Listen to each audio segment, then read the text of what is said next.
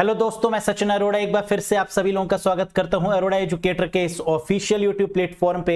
So I hope you all are doing great. आप सब बहुत बढ़िया होंगे और एक बार फिर से हम लोग यहां पर कनेक्ट हो चुके हैं कंप्यूटर अवेयरनेस के, कंप्यूटर नॉलेज के एक बेहतरीन सेशन के साथ। आज है डे 10, 40 बेस्ट एक्सपेक्टेड क्वेश्चंस जो एग्जाम में पूछे ही जा सकते हैं। ऐसे क्वेश्चंस की लगातार प्रैक्टिस कर रहे हैं और अपनी कमर कस रहे हैं मेंस को लेकर। साथ ही साथ यहां पर अगर हम बात करें तो आप जानते हैं कि आरआरबी और आईबीपीएस का जो लेटेस्ट ट्रेंड है वहां पर एक्सेल से काफी क्वेश्चन आते हैं, Word, MS Word, PowerPoint, networking, MS Office का complete package including shortcut keys, database, ऐसे टॉपिक से बहुत सारे क्वेश्चन बनते हैं, इंक्लूडिंग सॉफ्टवेयर है, नंबर सिस्टम है। तो आज के सेशन में हमने इन्हीं सारे क्वेश्चंस को कंपाइल किया है जिनका वेटेज काफी ज्यादा होता है कंप्यूटर के सेंस में। टॉपिक्स तो सभी इंपॉर्टेंट हैं, लेकिन कुछ ऐसे टॉपिक्स बनते हैं जिनसे ज्यादा क्वेश्चन बनते हैं और जहां पर कैंडिडेट गलती भी ज्यादा करता है। तो हमें उन्हीं गलतियों को मिनिमाइज करना है और उन क्वेश्चंस की लगातार प्रैक्टिस बनाई रखनी है। तो चलिए देखते हैं आज के सेशन में 12 डेज 12 टेस्ट के डे 10 में कि आप कितना स्कोर कर पाते हैं और कितना स्कोर आपने किया ये मुझे कमेंट करके बताइएगा सेशन के लास्ट में। क्लियर? तो चलिए बिना किसी देरी के शुरू करते हैं। साथ ही साथ वो कैंडिडेट्स जो बिल्कुल बेसिक से एडवांस लेवल तक कंप्यूटर को कवर करना चाहते हैं, concept wise, topic wise concept, topic wise MCQs, topic wise PDF, topic wise mock test, अगर इस तरीके से आप कंप्लीट कवरेज बनाना चाहते हैं कंप्यूटर सब्जेक्ट में, ताकि एग्जाम में 40 में से 40 क्वेश्चंस को सही कर पाए, लेवल कितना भी टफ क्यों ना हो, आप यहां पर फुल स्कोर कर पाए और एक भी नंबर अगर आप गंवाना नहीं चाहते हैं तो आप बिल्कुल कनेक्ट हो जाइएगा इस कोर्स से, जो कि स्पेशली डिजाइन किया गया है आप लोगों के लिए कंप्यूटर अवेयरनेस के सेक्शन को ध्यान में रखते हुए। 15 मार्च से ये कोर्स स्टार्ट हुआ है। 8 PM इसकी लाइव टाइमिंग्स, वैलिडिटी है 12 months from the date of purchase और आपको यहां पर कंप्लीट चीजें मिल जाएंगी। क्या सर इसके अलावा और कोई बुक, क्या कोई दूसरी पीडीएफ, क्या कोई दूसरी वीडियो भी देखने की रिक्वायरमेंट है? जी नहीं। सर कैसे एनरोल कर सकते हैं इस कोर्स से?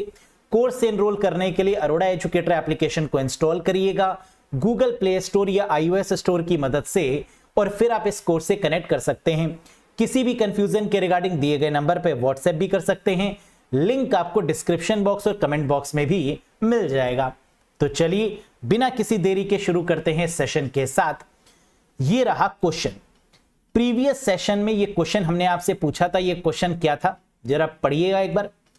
विच of the following is an example of absolute cell reference in MS Excel 2021?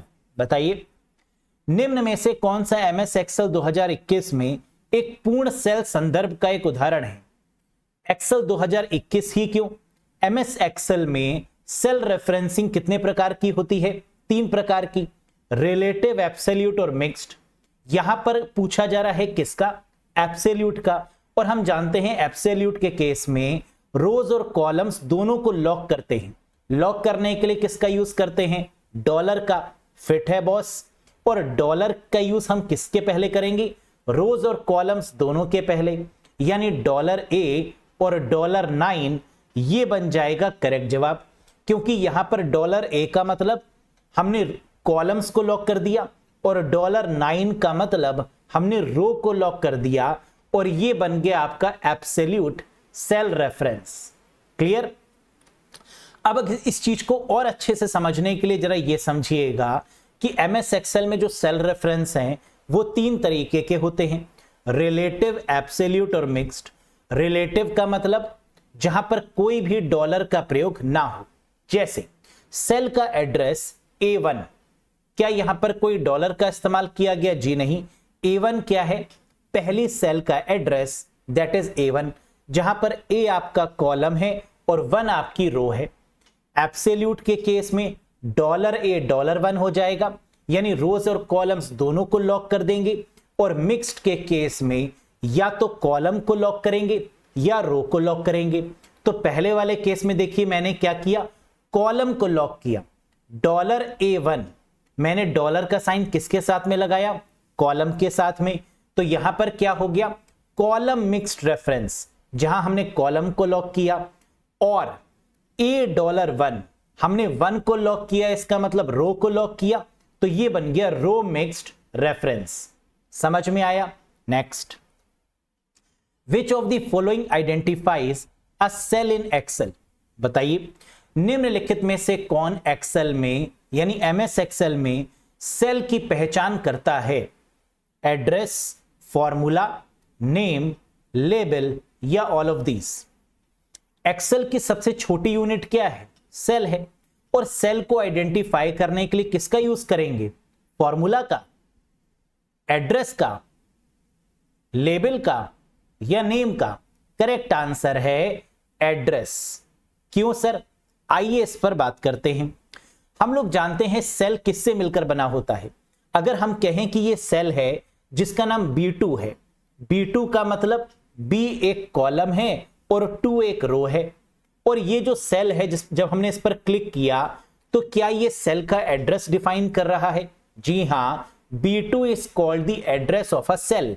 और ये एड्रेस जहां पर दिखाई देता है वो जगह कौन सी है, नेम बॉक्स। तो इसका मतलब cell identify the address. Question में क्या पूछ रहा था, which of the following identify a cell in Excel. तो सेल पे जब हम क्लिक करते हैं तो उसका एड्रेस आ जाता है, जो रोज और कॉलम्स के मिक्सचर से बना होता है, पहले कॉलम और फिर रो। समझ में आया, वेरी गुड, टैलेंटेड हैं आप लोग, इसमें कोई शक नहीं। Next, a dash is a series of 2 or more adjacent cell in a column or row or rectangular group of cells। अच्छा, कह रहा है डैश एक स्तंभ या पंक्ति या कोशिकाओं के आयताकार समूह में 2 या 2 से अधिक आसन्न कोशिकाओं की एक श्रृंखला है। ग्रुप ऑफ सेल्स, सेल के कलेक्शन या ग्रुप को क्या बोला जाता है। हमने कहा इस सेल से लेकर इस सेल तक सिलेक्ट करो, इसे क्या बोलेंगे, रेंज ऑफ सेल, है ना। जब हमें ग्रुप ऑफ सेल को रिप्रेजेंट करना होता है तो हम किससे करते हैं, रेंज से। तो क्या हम बोल सकते हैं लिस्ट, नहीं, सेक्शन नहीं, रेंज, जी हां, ये बनेगा करेक्ट आंसर।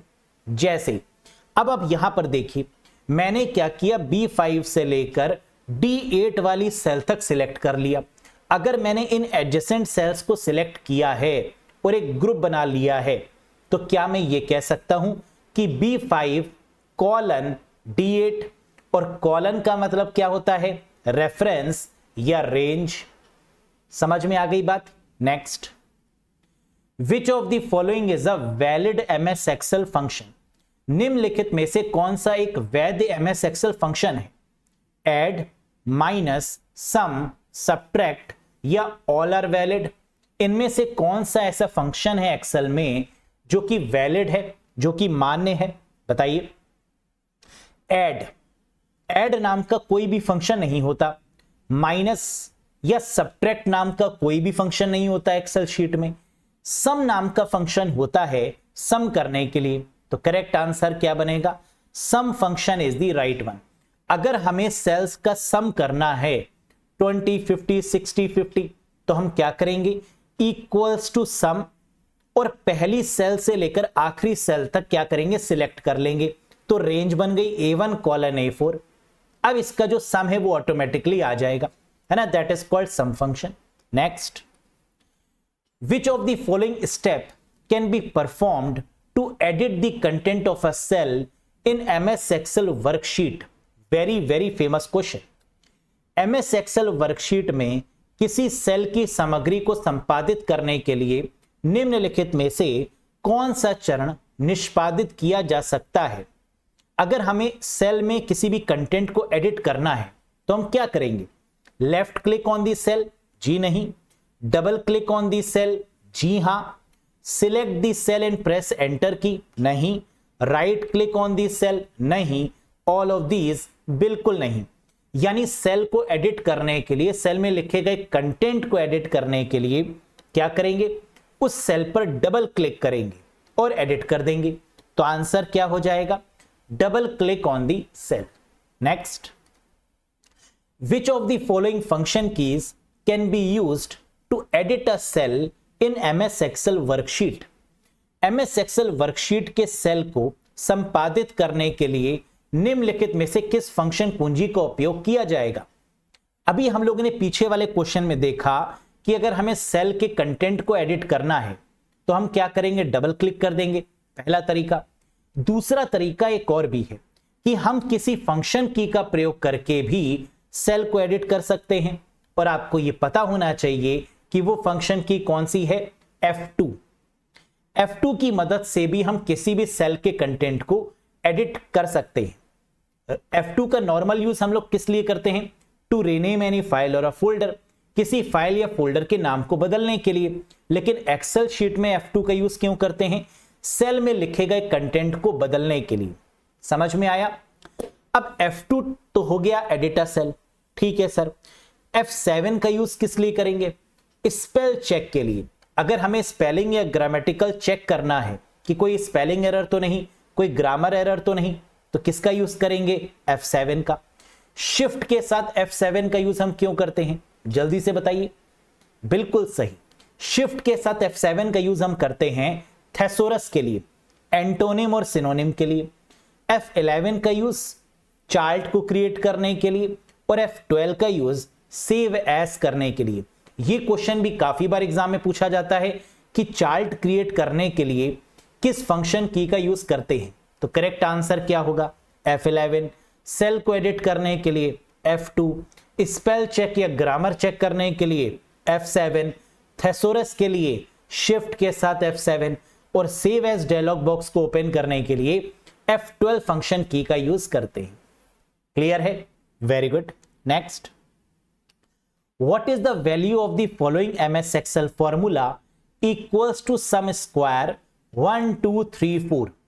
निम्नलिखित MS Excel सूत्र का मान क्या होगा जहां पर एक फॉर्मूला गिवन है? क्या?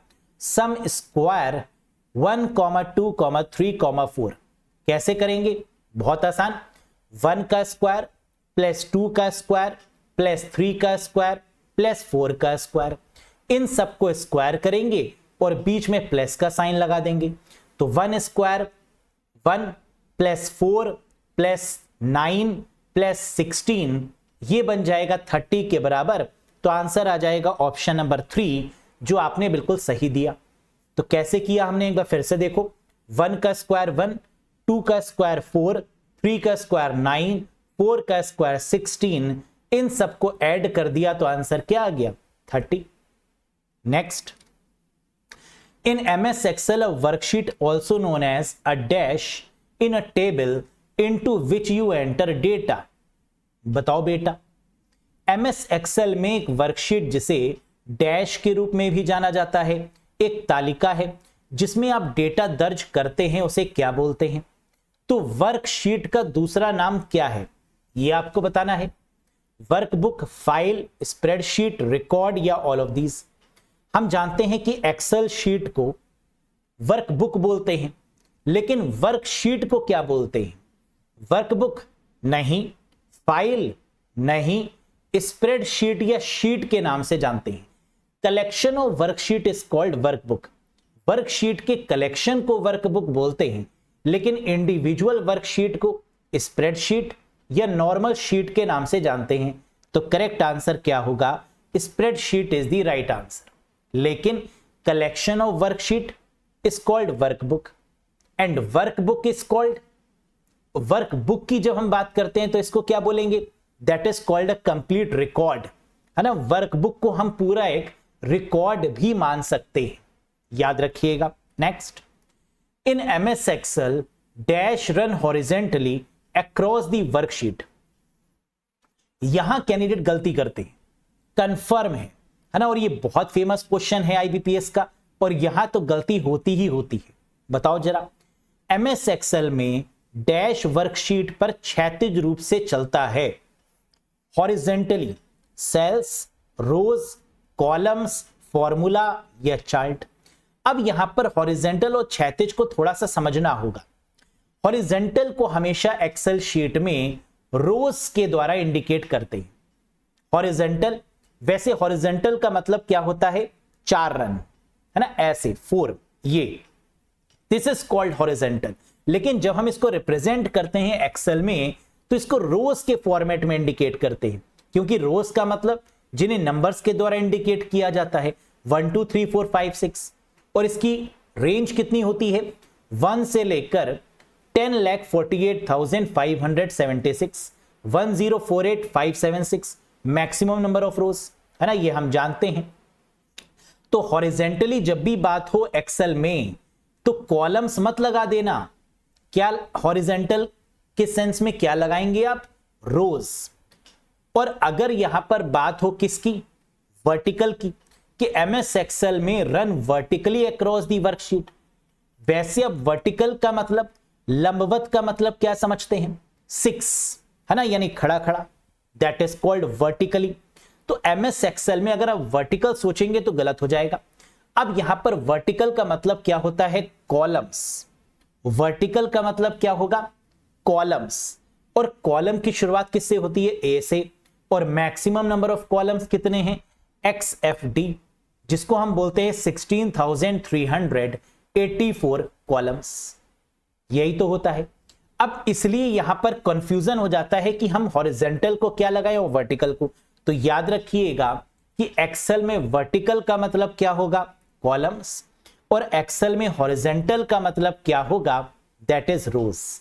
भूलना नहीं, HR ह्यूमन रिसोर्स, है ना, HR डिपार्टमेंट होता है ना, उससे याद रखना, हॉरिजेंटल रोज।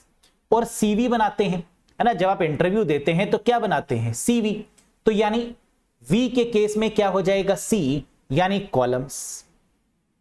तो HR हॉरिजेंटल रोज और CV यानी कॉलम्स वर्टिकली, बस ये 2 पॉइंट्स याद रखने होंगे।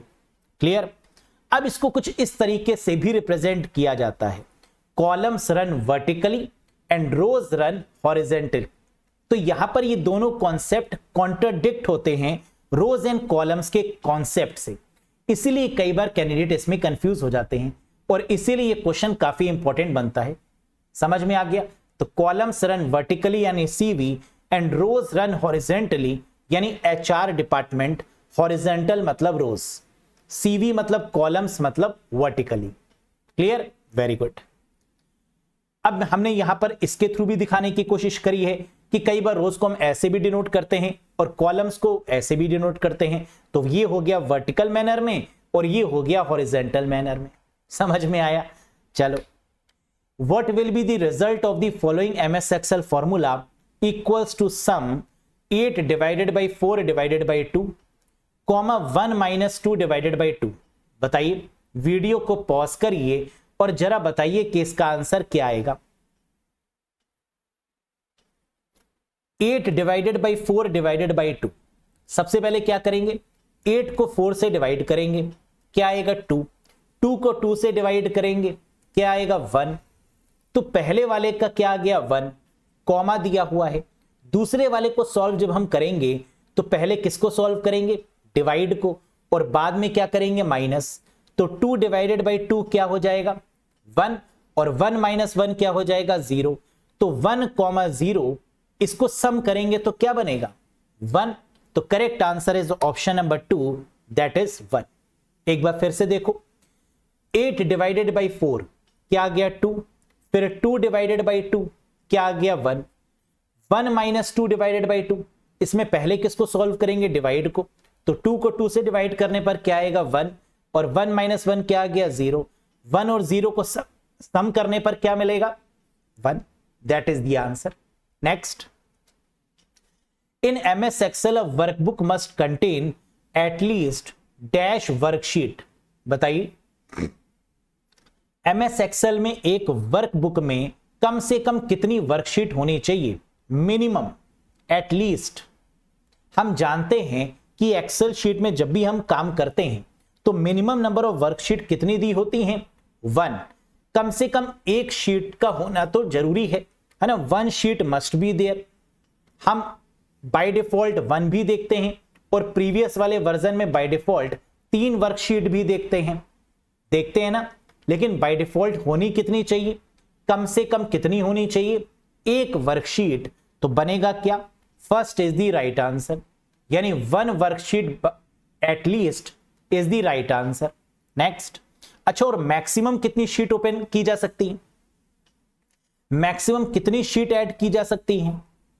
वैसे तो कोई लिमिट नहीं है, लेकिन फिर भी माइक्रोसॉफ्ट ने कहा 255 255 शीट तक तो हमारी गारंटी है, लेकिन उसके बाद गारंटी नहीं है। तो 255 maximum worksheets must be there. Next, protect sheet, protect workbook, options visible under which tab in MS Excel. MS Excel में किस टैब के अंतर्गत प्रोटेक्ट शीट, प्रोटेक्ट वर्कबुक विकल्प दिखाई देते हैं, बताइए। अगर हमें किसी भी वर्कशीट या वर्कबुक पर पासवर्ड लगाना है, प्रोटेक्शन लगानी है, तो कौन सा ऑप्शन सिलेक्ट करेंगे, insert tab, page layout tab, data tab, view या review? And the correct answer is review. जब हम रिव्यू पर क्लिक करेंगे तो हमें ये ऑप्शन दिख जाएंगे, प्रोटेक्ट शीट का, प्रोटेक्ट वर्कबुक का। एक बार बड़े पर्दे पे देखने की कोशिश करते हैं, जरा समझिएगा। जैसे ही आपने एमएस एक्सेल ओपन किया है ना, एमएस एक्सेल की बात हो रही है, उसको प्रोटेक्ट करने की बात हो रही है, protect the sheet, protect the workbook. तो जैसे ही आपने एक्सेल शीट ओपन किया, यहां पर आपको रिव्यू टैब के अंदर protect sheet, protect the workbook और शेयर दी वर्कबुक का ऑप्शन आपको दिख रहा है। तो आप यहां से वर्कबुक को शेयर भी कर सकते हैं, पासवर्ड भी लगा सकते हैं वर्कशीट पे, या पूरी वर्कबुक पे आप पासवर्ड लगा सकते हैं, सारी शीट्स पर एक साथ पासवर्ड लगा सकते हैं, तो प्रोटेक्ट वर्कबुक हो जाएगा। और ये ऑप्शन आपको कहां दिख रहा है, रिव्यू। रिव्यू के अंदर ही आपको एक चीज और भी दिखती है, क्या, स्पेलिंग, थेसोरस, है ना, ये भी किसका पार्ट है, रिव्यू का। ट्रांसलेट, न्यू कमेंट, ये सब क्या है, review. Next, dash is used to automate the task in Excel. Excel में कार्यों को स्वचालित करने के लिए, ऑटोमेट करने के लिए किसका उपयोग किया जाता है, बताओ। फॉर्मूला, फंक्शन, मैक्रो, चार्ट्स या फिल्टर। स्वचालित रूप से करने के लिए, ऑटोमेट करने के लिए। ऑटोमेट का मतलब एक बार हमने रिकॉर्ड कर लिया और रिकॉर्ड करने के बाद उसको ऑटोमेटिक क्या कर दिया, पेस्ट कर दिया। जब भी रिक्वायरमेंट है उसको रन कर दिया, किसकी मदद से, मैक्रोस की मदद से। तो एक्सेल में ऑटोमेट करने के लिए, स्वचालित करने के लिए किसका यूज किया जाता है, मैक्रोस का। और मैक्रोस को किस लैंग्वेज में बनाते हैं, VBA, visual basic for application. Macros किस टैब के अंदर मिलते हैं, व्यू टैब के अंदर। व्यू टैब के अंदर मैक्रोस पर क्लिक करने पर कितने ऑप्शंस दिखाई देते हैं, 3 options, view macros, record macros and use the relative reference. ये 3 ऑप्शन दिखाई देते हैं मैक्रोस के अंदर। समझ में आया। नेक्स्ट, और मैक्रोस की शॉर्टकट की क्या है, ये भी तो बताइए। Alt F8 is the shortcut key for macros. Next, which shortcut key is used in MS Word to switch between open document? MS Word में स्विच में खुले दस्तावेजों के बीच किस शॉर्टकट कुंजी का उपयोग किया जाता है, मतलब क्या है, समझिएगा। सपोज करिए कि हमने कई सारे डॉक्यूमेंट्स ओपन किए हैं, डॉक्यूमेंट 1, डॉक्यूमेंट 2, डॉक्यूमेंट 3, डॉक्यूमेंट 4। अब उनके बीच में हमें स्विच करना है, कैसे करेंगे, सॉफ्टवेयर के बीच में स्विच करना होता तो ऑल्ट टैब दबा देते, तो जितने भी सॉफ्टवेयर ओपन हैं उनके बीच में स्विच कर सकते हैं। लेकिन सिर्फ और सिर्फ एमएस वर्ड के बीच में ही हमें स्विच करना है, डॉक्यूमेंट 1, डॉक्यूमेंट 2, डॉक्यूमेंट 3, डॉक्यूमेंट 4।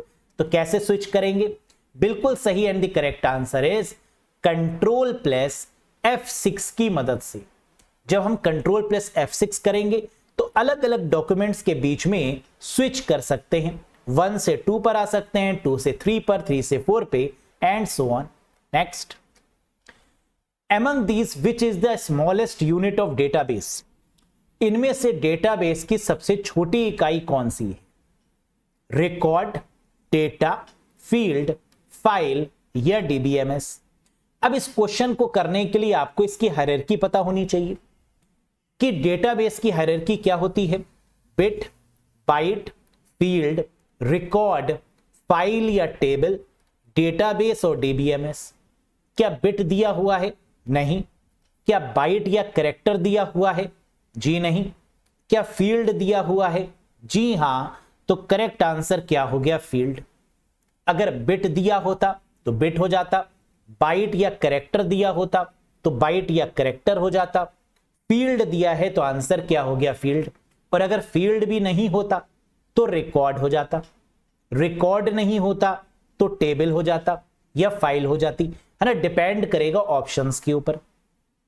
ये तो हो गई smallest unit. Largest unit of a database, ये कैसे पता लगाएं? इनमें से डेटाबेस की सबसे बड़ी इकाई कौन सी है? तो अगेन फिर से यही सीक्वेंस आपको याद होना चाहिए। डेटाबेस की सबसे बड़ी यूनिट कौन सी है? DBMS, database management system. Bit, byte, field, record, file या टेबल, डेटाबेस और फिर डीबीएमएस। तो आंसर क्या हो गया? Database management system. डीबीएमएस क्या है? डेटाबेस को मैनेज करने के लिए जो सॉफ्टवेयर यूज किए जाते हैं, that is called DBMS, database management system. Next, a dash is a device that connect the organization network with the outside world of the internet. बहुत ज्यादा पॉपुलर क्वेश्चन, बताइए। डैश एक उपकरण है जो संगठन के नेटवर्क को इंटरनेट की बाहरी दुनिया से जोड़ता है। हब, मॉडम, गेटवे, रिपीटर या ऑल ऑफ दीज। हब क्या है? हब एक ऐसी डिवाइस है जो ब्रॉडकास्ट करती है। क्या ये जोड़ने का काम करती है? नहीं। मॉडम, मॉड्यूलेटर एंड डीमॉड्यूलेटर, जो डायल अप कनेक्शंस में यूज किया जाता है ना, जो टेलीफोन नेटवर्क में यूज किया जाता है। गेटवे, क्या गेटवे का काम होता है कनेक्ट करना ऑर्गेनाइजेशन नेटवर्क यानी लोकल एरिया नेटवर्क को outside world of the internet? जी हां।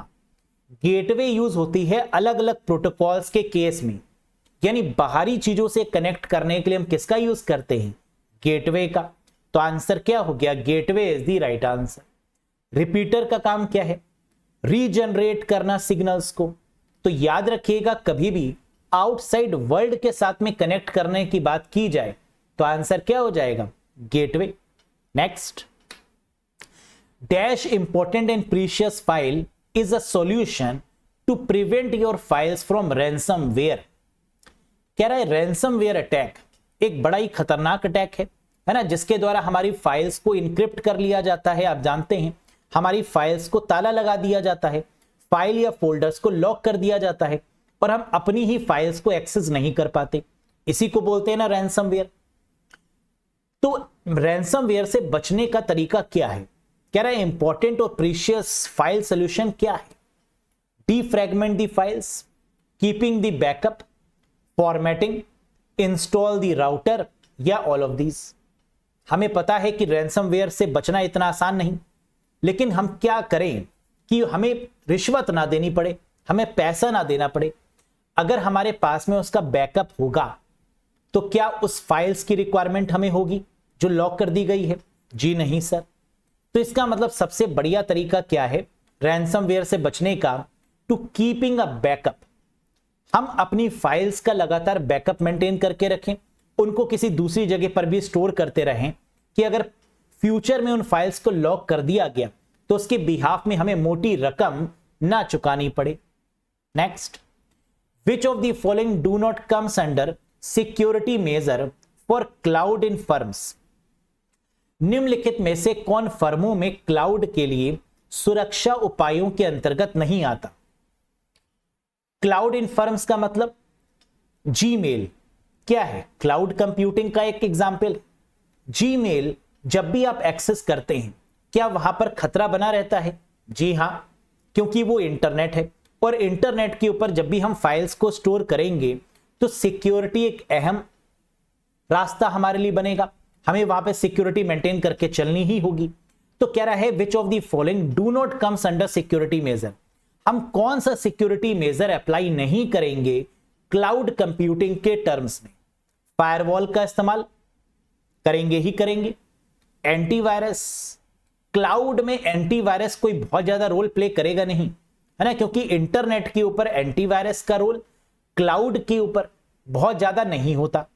लोड बैलेंसर, जी हां, लोड को बैलेंस करते हुए चलेंगे, कई सारे सर्वर लगाएंगे और लोड जो है वो एक सर्वर से उठाकर कई सारे सर्वर पर डाल देंगे ताकि लोड बैलेंस हो जाए। इंक्रिप्शन, डेटा को इंक्रिप्ट करना क्लाउड पर, यह बहुत जरूरी है क्योंकि इंटरनेट पर डेटा की चोरी हो सकती है। चोरी हो जाने के बाद भी सामने वाला डेटा को पढ़ ना पाए, है ना, दैट इज कॉल्ड इंक्रिप्शन। तो फायरवॉल का यूज, लोड बैलेंसर का यूज और इंक्रिप्शन का यूज ये तो करेंगे, लेकिन एंटीवायरस का यूज क्लाउड में नहीं किया जाता। तो आंसर क्या हो जाएगा? एंटीवायरस। फायरवॉल जो कि प्रोटेक्ट करेगा हमें अनऑथराइज्ड एक्सेस से, लोड बैलेंसर जो हमारे सर्वर, एक सर्वर का लोड कई सारे सर्वर में डिस्ट्रीब्यूट कर देगा, और इंक्रिप्शन जो डेटा को लॉक कर देगा, है ना। इन सब का यूज हम करते हैं किसमें? क्लाउड में। Next, which two protocols are used in the transport layer of the TCP IP model?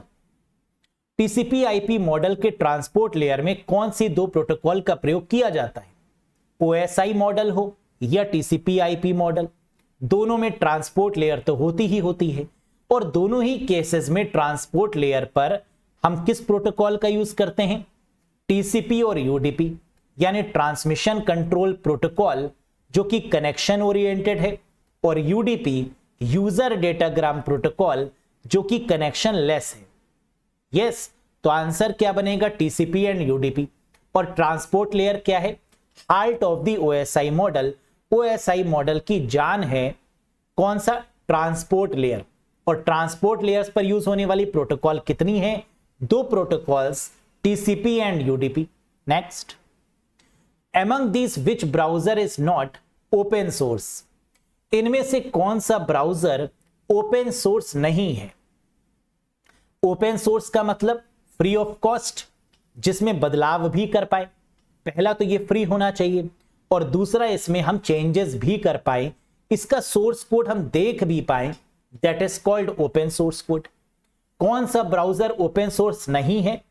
Mozilla Firefox, ये तो सबसे पहला ब्राउजर है जो कि ओपन सोर्स है। ब्रेव, ये भी ओपन सोर्स है। क्रोमियम, ये भी ओपन सोर्स है। वाटरफॉक्स, ये भी ओपन सोर्स है। लेकिन माइक्रोसॉफ्ट का एज ये ओपन सोर्स नहीं है। इंटरनेट एक्सप्लोरर ओपन सोर्स नहीं है, एज ओपन सोर्स नहीं है, गूगल का क्रोम ओपन सोर्स नहीं है। तो आंसर क्या हो जाएगा? माइक्रोसॉफ्ट का Edge which is not open source. और ओपन सोर्स है कौन कौन से? मोजिला फायरफॉक्स, ब्रेव, गूगल का क्रोमियम और Waterfox. Next, among these which operating system is not open source? अब इनमें से कौन सा ऑपरेटिंग सिस्टम ओपन सोर्स नहीं है, जो फ्री ऑफ कॉस्ट नहीं है, जिसमें बदलाव नहीं कर सकते? ऐसा ऑपरेटिंग सिस्टम का नाम बताइए। यूनिक्स, लाइनेक्स, यूबुंटू, ओपन सोलरिस या ओपन बीएसडी? लाइनेक्स तो ओपन सोर्स है, एंड्रॉयड भी ओपन सोर्स है। यूबुंटू क्योंकि लाइनेक्स का वर्जन है, ये भी ओपन सोर्स है। ओपन सोलरिस, ये भी ओपन सोर्स है। ओपन बीएसडी, ये भी ओपन सोर्स है। और ओपन सोर्स कौन सा नहीं है? यूनिक्स। यूनिक्स पार्शियल, कुछ हद तक थोड़ा सा ओपन सोर्स है, लेकिन पूरा नहीं। तो हम यूनिक्स को किस में डालते हैं? क्लोज्ड सोर्स में, ना कि ओपन सोर्स में। तो करेक्ट आंसर क्या हो जाएगा? Unix operating system developed by mister Ken Thompson. किसने डेवलप किया था? मिस्टर केन थॉमसन के द्वारा। Next, which among the following is used to read HTML code and to render the web page? निम्नलिखित में से किसका उपयोग HTML कोड को पढ़ने और वेब पेज को प्रस्तुत करने के लिए किया जाता है? बताइए। HTML का मतलब हाइपर टेक्स्ट मार्कअप लैंग्वेज, जिसकी मदद से हम वेबसाइट बनाते हैं, वेब पेजेस बनाते हैं, दैट इज कॉल्ड HTML। कह रहा है HTML पर जो कोड हम बनाएंगे वो रेंडर कहां पर होगा? वो एग्जीक्यूट कहां पर होगा? वेबसाइट पर, W3C world wide web consortium पर, सर्वर पर, ब्राउजर पर या सर्च इंजन पर? हम जानते हैं कि HTML का जितना भी कोड है वो ब्राउजर पर ही एग्जीक्यूट करता है। किस पर करता है? क्लाइंट पर, यानी ब्राउजर पे। तो आंसर क्या होगा? Browser is the right answer. वो कोई भी ब्राउजर हो सकता है, internet explorer, Microsoft Edge, opera, है ना, या फिर गूगल का क्रोम, कोई भी, मोजिला फायरफॉक्स, है ना, कोई भी ब्राउजर। किसी भी ब्राउजर पर हम क्या कर सकते हैं? HTML के कोड को एग्जीक्यूट या रन कर सकते हैं। HTML की कोडिंग किस पर करेंगे? नोटपैड पे कर सकते, लेकिन रन कहां पर करेंगे? ब्राउजर पे। Next, where does Microsoft 365 store files by default? Microsoft 365 का मतलब MS Word 365, MS Excel 365, MS PowerPoint 365 या सारे प्लेटफॉर्म्स? ये डिफॉल्ट रूप से फाइलें कहां संग्रहित करते हैं? जीमेल पर, माई डॉक्यूमेंट्स पर, फाइल एक्सप्लोरर में, वन ड्राइव में या गूगल ड्राइव में? बताइए। माइक्रोसॉफ्ट अपने ही प्लेटफॉर्म पर एक्सेस करेगा चीजों को, क्योंकि ये ऑनलाइन प्लेटफॉर्म है, तो सारी फाइल्स को बाय डिफॉल्ट कहां सेव करेगा? वन ड्राइव में। तो माइक्रोसॉफ्ट का जो क्लाउड प्लेटफॉर्म है that is called One Drive. याद रखिएगा, माइक्रोसॉफ्ट 365 का मतलब MS Word 365, MS Excel 365, MS PowerPoint 365 या ऑफिस 365 भी बोल सकते हैं, है ना। इन सब की फाइल्स को कहां स्टोर करेगा by default? One drive. Next, when typing in MS word file manually which shortcut key is used to insert braces? कह रहा है अगर MS वर्ड में आपको इन ब्रेसेस, इन करली ब्रैकेट्स का इस्तेमाल करना है, तो ऐसी कौन सी शॉर्टकट की है जिसके द्वारा आप ये ब्रैकेट लगा सकते हैं? वैसे करली ब्रैकेट तो आपको की भी गिवन होती है ना, दोनों कीज होती हैं, ओपन ब्रैकेट की और करली ब्रैकेट क्लोज की, उसके द्वारा भी आप कर सकते हैं। लेकिन क्या कोई शॉर्टकट की भी है MS वर्ड में जो ये ब्रैकेट लगा दे, है ना, ये पूछा गया है। MS वर्ड फाइल में मैनुअल रूप से टाइप करते समय इन ब्रेसेस डालने के लिए किस शॉर्टकट कुंजी का उपयोग किया जाएगा? Control F5, control F6, control F9, control F11 या कंट्रोल F12? करेक्ट आंसर होगा कंट्रोल प्लस F9। जैसे ही आप MS वर्ड में प्रेस करते हैं तो ये करली ब्रैकेट आपके सामने ओपन हो जाते हैं, है ना, ओपन और क्लोज दोनों हो जाएंगे। अब इसके बीच में आप लिख सकते हैं, तो with the help of which shortcut की? Control plus F9। याद रखिएगा। Next, dash is a network protocol used to automate the process of configuring devices on IP network. बताइए।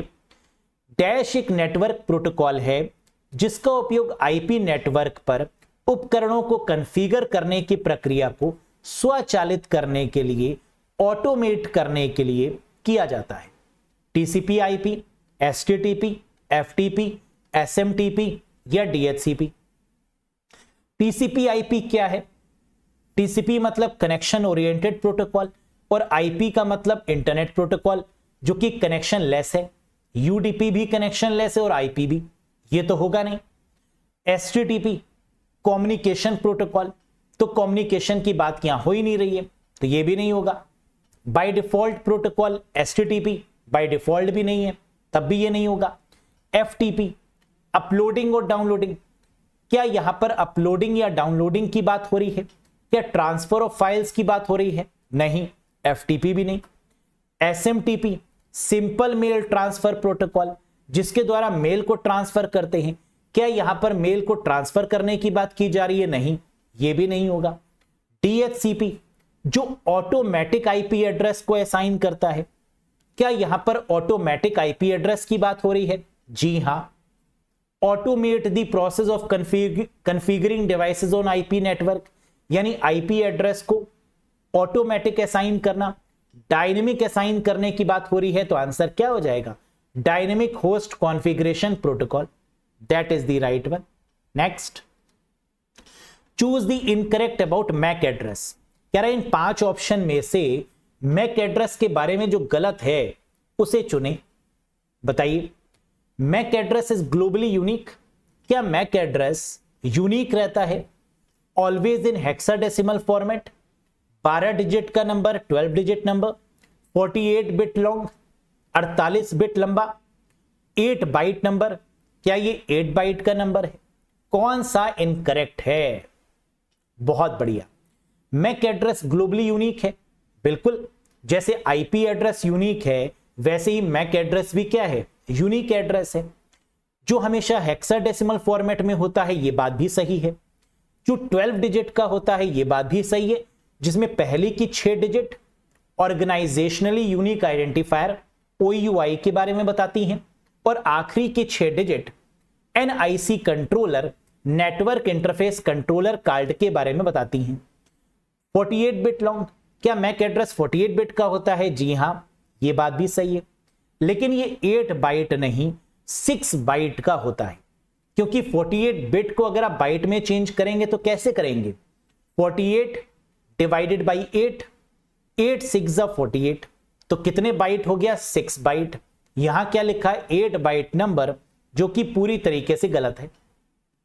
देखिए, 48 बिट को बाइट में कन्वर्ट करने के लिए 1 बाइट में 8 बिट्स, तो 48 में 48 डिवाइडेड बाई 8 यानी 6 byte. That is the correct answer. समझ में आया? बहुत बढ़िया। Choose the correct statement about MAC address. MAC address के बारे में सही स्टेटमेंट चुने। अभी क्या था? मैक एड्रेस के बारे में इनकरेक्ट चुने। अब क्या है? मैक एड्रेस के बारे में सही स्टेटमेंट चुने। बताइए, it is a unique address, it is a static address, it is set by the manufacturer, all are correct या नन आर करेक्ट? ये यूनिक एड्रेस है, बिल्कुल सही, ये यूनिक है, ये डुप्लीकेट नहीं हो सकता। हर एक डिवाइस का एक यूनिक आईपी एड्रेस और यूनिक मैक एड्रेस होता है। हर एक सिस्टम का नेटवर्क में एक यूनिक आईपी एड्रेस और हर एक डिवाइस का एक यूनिक मैक एड्रेस होता है, तो ये बात सही है। ये स्टैटिक एड्रेस है। क्या मैक एड्रेस बदल सकते हैं? जी नहीं, लेकिन बदला जा सकता है। कैसे? NIC कार्ड को अगर बदल दें, नेटवर्क इंटरफेस कार्ड को बदल दें तो बदल सकते हैं, लेकिन हम मानते हैं ऐसा नहीं किया जाएगा, है ना, ऐसा कोई नहीं करेगा। तो हम क्या मानते हैं? ये स्टैटिक है। ठीक है। It is set by the manufacturer, इसे मैन्युफैक्चरर सेट करता है, जो बनाता है वही सेट करता है। जी हां, ऑल आर करेक्ट, ये सभी सही हैं, बिल्कुल सही। ये सारे के सारे स्टेटमेंट क्या है? करेक्ट है। Unique, static which can not be change, जो कभी बदलेगा नहीं, set by the manufacturer, manufacturer के द्वारा इसको सेट किया जाता है, तो यानी all are correct is the right answer. Next question number 29। In OSI model IP address and MAC address comes under which layer respectively? OSI model में IP address और मैक एड्रेस क्रमशः किस परत के अंतर्गत आते हैं? बताइए। डेटा लिंक सेशन, फिजिकल या डेटा लिंक, नेटवर्क या प्रेजेंटेशन, नेटवर्क या डेटा लिंक, एप्लीकेशन या प्रेजेंटेशन। बहुत बढ़िया, आपकी पार की नजर और निर्मासों पर। हम जानते हैं कि IP एड्रेस नेटवर्क लेयर का पार्ट है और MAC address data link layer का पार्ट है, तो आंसर हमें मिल चुका है। Option 4 is the right one. Yes, IP address network layer जो कि तीसरी लेयर है, मैक एड्रेस दूसरी layer, that is called data link layer. Next, अब ये चीज हमने यहां भी दिखा दी है। पहली लेयर फिजिकल लेयर जो टोपोलॉजीज पे डील करती है, जो वायर्स पे डील करती है ना, वो हो गई हमारी physical layer. Data link layer MAC address पर, नेटवर्क लेयर IP एड्रेस पर, राउटर पर, है ना, that is network layer. Next, slide size comma format background comma themes options are found under which tab in MS PowerPoint 2021? MS PowerPoint 2021 में slide size, format background, themes विकल्प किस tab के अंतर्गत पाए जाते हैं? डिजाइन, ट्रांजिशन, इंसर्ट, रिव्यू या view? हम जानते हैं थीम्स कहां मिलती हैं? डिजाइन के अंदर, तो इसका मतलब स्लाइड का साइज, दो साइज होते हैं स्लाइड के, है ना, एक तो बाय डिफॉल्ट नॉर्मल वाला और एक वाइड स्क्रीन वाला, या फॉर्मेट बैकग्राउंड का ऑप्शन। ये सब हमें डिजाइन टैब के अंदर ही देखने को मिलता है ना। थीम्स तो आपको याद होगा, हमेशा थीम्स कहां मिलती हैं? डिजाइन के अंदर। तो यानी फॉर्मेट बैकग्राउंड और स्लाइड साइज भी कहां मिलेगा? डिजाइन के अंदर। आओ एक बार देखिए जरा, हमने पावर पॉइंट को ओपन किया, डिजाइन टैब पर क्लिक किया, ये अलग अलग थीम्स खुल के आ गई हमारे सामने, और स्लाइड का साइज और फॉर्मेट बैकग्राउंड ये भी मिल गया। किसके अंदर? डिजाइन टैब के अंदर स्लाइड साइज, फॉर्मेट बैकग्राउंड और थीम्स, ये सारे ऑप्शंस मिल गए। Next, it is the standard language for relational database management system. यह रिलेशनल डेटाबेस प्रबंधन प्रणाली के लिए एक मानक भाषा है। आरडीबीएमएस का मतलब जहां पर रोज है, जहां पर कॉलम्स हैं, जहां पर टेबल्स हैं, है ना, दैट इज कॉल्ड आरडीबीएमएस। और आरडीबीएमएस में जो स्टैंडर्ड लैंग्वेज है वो क्या है? एसक्यूएल, स्ट्रक्चर्ड क्वेरी लैंग्वेज, यानी fourth option is the right one. यही तो है डेटाबेस को बनाने वाली लैंग्वेज, दैट इज एसक्यूएल। और एसक्यूएल का पुराना नाम क्या है? SEQUEL, sequential query language. इसको बदल के क्या किया गया? SQL sequential query language. लेकिन इसका जो पहला था वो क्या था? सीक्वेंशियल इंग्लिश क्वेरी लैंग्वेज, है ना, that is called SEQUEL. Next, SQL was developed by. SQL किसके द्वारा विकसित किया गया था? बताइए। एसक्यूएल जो कि स्ट्रक्चर्ड क्वेरी लैंग्वेज है, जिसके द्वारा डेटाबेस को बना भी सकते हैं, डेटाबेस में मॉडिफिकेशंस भी कर सकते हैं, डेटाबेस को ड्रॉप भी कर सकते हैं, डेटाबेस को डिलीट भी कर सकते हैं, डेटाबेस में टेबल्स को भी हटा सकते हैं, है ना, एसक्यूएल के द्वारा। तो बताइए ये डेवलप किसने किया था? Donald D Chamberlin, Raymond F Boyce, EF Codd, 1 and 3 या 1 and 2? करेक्ट आंसर होगा option 1 and 2, Donald D Chamberlin and Raymond F. Boyce, known as the founder of SQL. RDBMS के पापा EF Codd, doctor EF Codd, Edgar F Codd, 12 नियम, 0 से लेकर 12, total 13। लेकिन SQL को develop करने वाले कौन? डोनाल्ड डी चैम्बरलिन और रेमंड एफ बॉयस। याद रखिएगा, फेमस क्वेश्चन है। An example of fourth generation languages. चौथी पीढ़ी की भाषा का एक उदाहरण क्या है? फर्स्ट जनरेशन में मशीन या बाइनरी लैंग्वेज, सेकेंड जनरेशन में असेंबली लैंग्वेज, निमोनिक्स का यूज, थर्ड जनरेशन में हाई लेवल लैंग्वेज, सी, सी प्लस प्लस, जावा, फोर्ट्रॉन, बेसिक, कोबोल, पास्कल, जावा, है ना, ये सब थर्ड में। फोर्थ जनरेशन में डेटाबेस को डेवलप करने वाली language SQL, structured query language.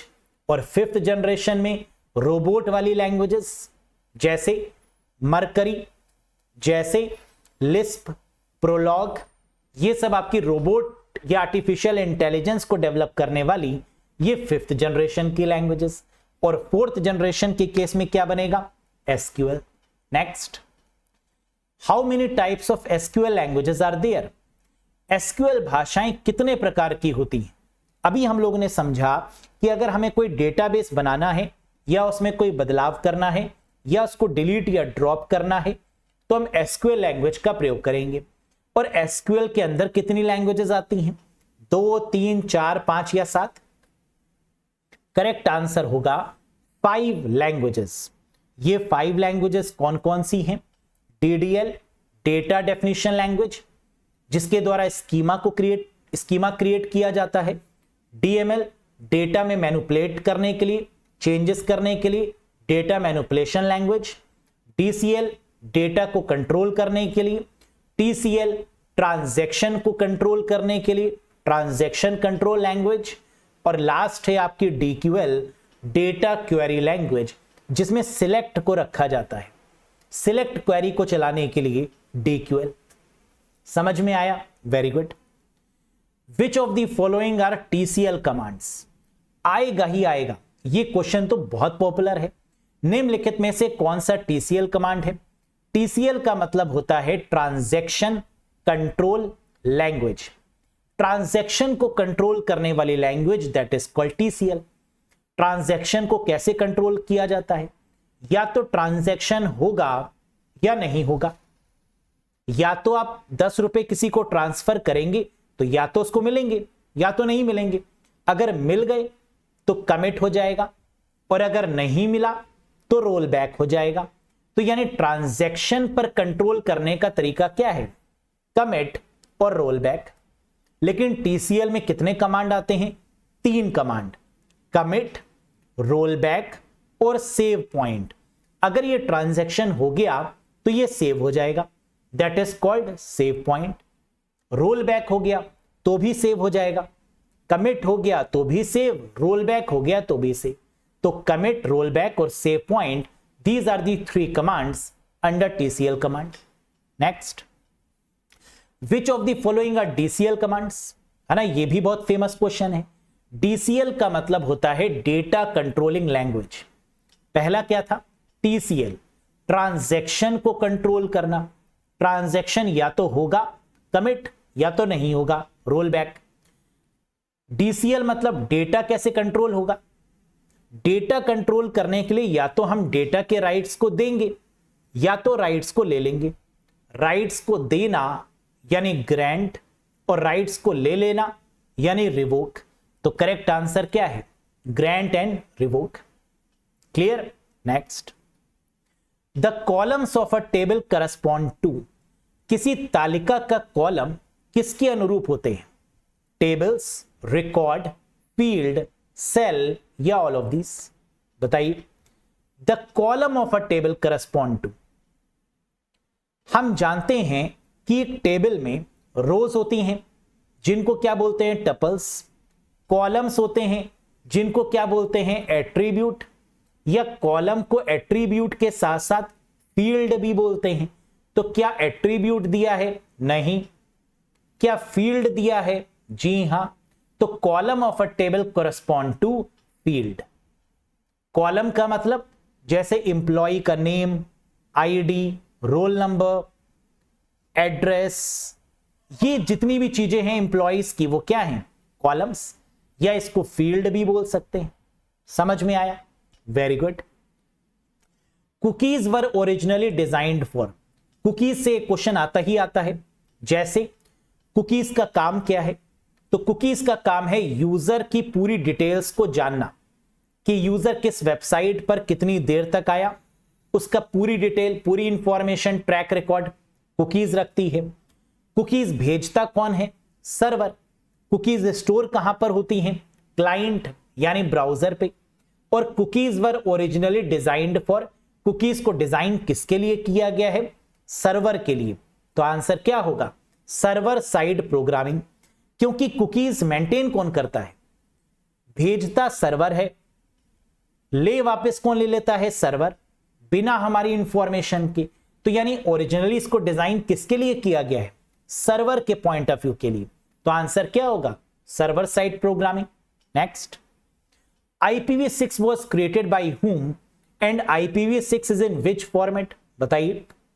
IPv6 किसके द्वारा बनाया गया और IPv6 का फॉर्मेट क्या है? डरपा या बाइनरी, सर्ट या डेसिमल, IANA या हेक्साडेसिमल, IETF या हेक्साडेसिमल, ISO या डेसिमल? हम जानते हैं कि IPv6 128 बिट का एड्रेस है ना, 128 बिट का एड्रेस है। IPv6 हमेशा हेक्साडेसिमल फॉर्मेट में ही होता है। अगर ये हेक्साडेसिमल फॉर्मेट में है तो आंसर थर्ड होगा या फोर्थ होगा? है ना, ये बात तो समझ में आ गई। क्योंकि थर्ड में भी हेक्साडेसिमल है और फोर्थ में भी हेक्साडेसिमल है।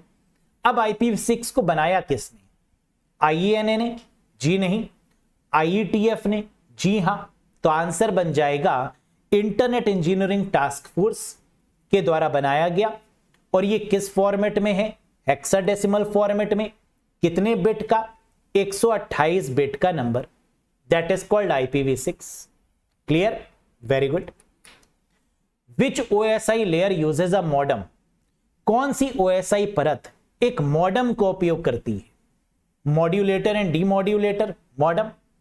डायल अप कनेक्शंस में किसका यूज होगा? मॉडम का। और मॉडेम पहले किस लेयर पर काम करता था? Physical layer. और फिजिकल लेयर के बाद में ये कौन सी लेयर पर स्विच हो गया? डेटा लिंक लेयर पर। तो यहां फिजिकल भी दिया है और डेटा लिंक लेयर भी, तो आंसर क्या बनेगा? Data link layer, that is the right answer. लेकिन अगर डेटा लिंक लेयर गिवन नहीं होता तो आंसर क्या होता? फिजिकल लेयर, है ना, ये याद रखिएगा। क्योंकि मॉडेम जो शुरुआती तौर पर किस पर काम किया जाता था? फिजिकल लेयर पर, लेकिन बाद में इसको मैक एड्रेस पर शिफ्ट किया गया, और मैक एड्रेस का मतलब डेटा लिंक लेयर, तो आंसर क्या बन जाएगा? Data link layer. लेकिन अगर डेटा लिंक लेयर गिवन ना हो तो आंसर क्या बनेगा? Physical layer. समझ में आया? Very good. तो इसी के साथ आपके 40 क्वेश्चंस कंप्लीट हो गए। आउट ऑफ 40 आपने कितना स्कोर किया कमेंट करके जरूर बताइएगा। ये रहा question of the day. Attempt to gain or change the IP address or DNS is called. क्या आईपी एड्रेस बदला जा सकता है? क्या आईपी एड्रेस छुपाया जा सकता है? जी हां, आईपी एड्रेस पर मास्किंग पॉसिबल है। आईपी एड्रेस या डीएनएस यानी डोमेन नेम सिस्टम को हासिल करना या बदलने की कोशिश क्या कहलाती है? स्निफिंग, स्पूफिंग, फिशिंग, स्पूलिंग या स्मिशिंग? या आता है बताएंगे नहीं? क्या होगा इसका करेक्ट आंसर? कमेंट करके जरूर बताइएगा। कैसा लगा आपको आज का ये सेशन?